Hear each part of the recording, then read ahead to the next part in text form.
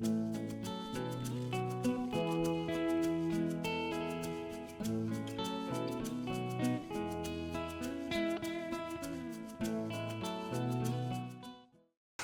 everyone to another video, and today I'm going to be talking about exposure in wildlife photography. Which exposure mode should you choose? I'm going to be giving you some tips on that and also showing you the exposure modes I tend to use and when I use them. Most cameras these days have a really wide range of exposure mode. Now you might find you've got some symbols on there and also auto, fully automatic and P for program mode, and those might get the job done. But generally I think it's better to take more control of the exposure on your camera. So today I'm going to be looking at three main exposure modes that I use, which is Aperture Priority, Shutter Priority and Manual. Now before I do that, I just need to mention one thing, which is the metering modes. And again, these are likely to be quite similar on your camera. So you've probably got something called evaluative or matrix metering. Keeping it simple, this kind of takes into account everything in the viewfinder to give you an average exposure. Almost certainly you'll have center-weighted metering, which is, as it sounds, it's largely going to base its metering, the exposure, around the center of the frame. You might have a partial, in which case this is taking the reading from a much smaller area, and then you probably have what we call spot metering, and this is where it's taking the reading from a really small area and you can link it to the focus point. Now your technique might vary a little bit, perhaps if you're using partial or spot metering, but generally speaking the advice in this video is going to apply depending whatever metering mode you're using. When we're out there photographing wildlife, we can just be in so many different situations, all types of weather, all types of lighting situations. Could be bright sun and a clear blue sky, it could be really overcast, and just about everything in between. So how do we know the best exposure mode to choose? Now my go-to exposure mode, which has been the case for a few years now, is Aperture Priority AV, and I really like it particularly when I'm just walking around. Maybe I'm not sure what I'm going to see, what the opportunity is going to be, and particularly if it's somewhere new as well. So if it's somewhere new, I don't know what's going to come along, I don't know the habitat as well, then I really like using Aperture Priority. The buzzards are so noisy. And I do often use auto ISO as well. I use that alongside AV. So one of the things I like about Aperture Priority is you can set a fairly wide aperture, and that means the camera is automatically going to pick the fastest shutter speed that it can do depending on the aperture and the ISO. And then even better than that, if on a lot of cameras you can select the minimum shutter speed. So the shutter speed will only get to a certain point and it won't go below that, and then the ISO will kick in, so the ISO will raise in order to give you the correct exposure. And you can add a maximum limit to your ISO as well if you just want to avoid too much noise. So with Aperture Priority, you're going to fix the aperture, you're going to choose the aperture that you want to work with, and then the camera is going to change one or perhaps two different settings to give you what it thinks is the correct exposure. And this can be ideal for wildlife and nature photography, especially when you're not too sure what's going to happen. So if you've got changeable light, for example, then as the light changes, the settings are going to change, so you don't have to worry about that too much. And also, if the subject you're photographing moves from one lighting situation into another, again changing, then the exposure is just going to look after itself. So it gives you less to think about. You can concentrate on other aspects of photography, like maybe the more creative side. And I do find Aperture Priority tends to be pretty accurate in terms of exposure a lot of the time. And the other benefit is you get to control the background blur. So because you're fixing the aperture, you're controlling how much blur you've got in the background, which I think is a really important part of wildlife photography. So personally, I would advise Aperture Priority for a lot of people for wildlife photography. I use it myself probably about 80% of the time. I use it a lot more now than I used to. Now, what about Shutter Priority TV? You're probably thinking why T stands for time value, which makes sense. Now, this is the exposure mode that I virtually never ever use for wildlife photography. I just don't think it works very well for me. That's not to say that it's not possible to get good pictures. You can use Shutter Priority and get good pictures and get fast enough shutter speeds, but I think it can be problematic. So the way you would use Shutter Priority is you would select the shutter speed for what you're after, and then the camera is going to automatically change the aperture, perhaps ISO. If you've got an auto ISO, it's going to change what one or two settings to balance the exposure to give you the correct result. Now that might be fine on a bright day, but on a cloudy day, on a darker day, if you set a really fast shutter speed, there simply might not be enough light around for the camera to do what you're asking, and it just can't get that exposure. The other thing is that because the camera is changing the aperture, you don't necessarily know what effect you're going to get in terms of the background. So if it's a wider aperture or a smaller aperture, you might get a completely different background blur, and I think you want to have more control over the aperture in general with your wildlife photography. Having said that, there's one situation where I have found TV shutter priority is better for me, and that's actually when I've been experimenting with different shutter speeds for panning and motion blur shots, deliberately adding some blur into the images. So for birds in flight, for example, and here I wanted to change the shutter speed. I wanted to try specific shutter speeds to see the effect I was getting, just to see how much I could blur it when it was too much, etc. And I found that putting it into TV was actually better for this experiment. Again, it just gave me a bit less to think about, similar to AV, and I could just concentrate on changing the shutter speed.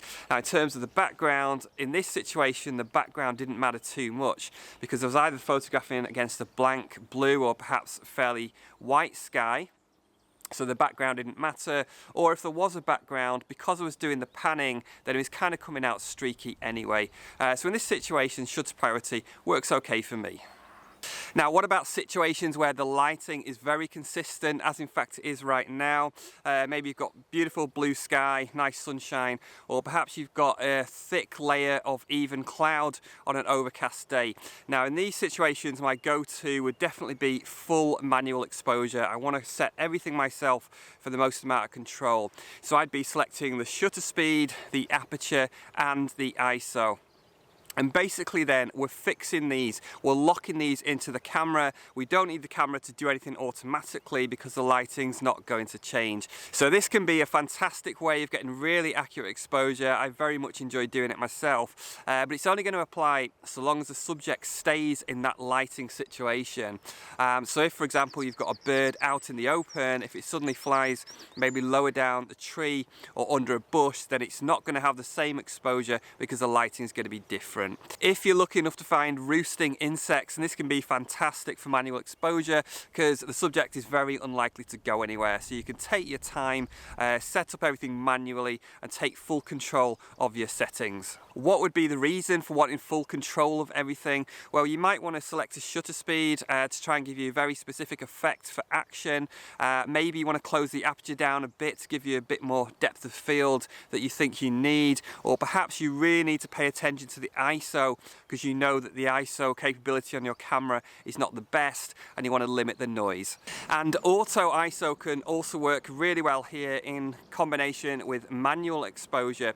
So here you'd select your shutter speed and your aperture for what you want, and then the ISO would automatically change to give you the correct exposure.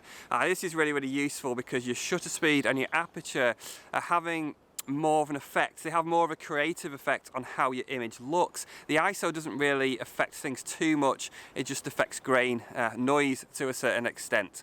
Now personally, I would use a manual with automatic ISO in situations where it's fairly bright, but I think there's a chance that the lighting is going to change.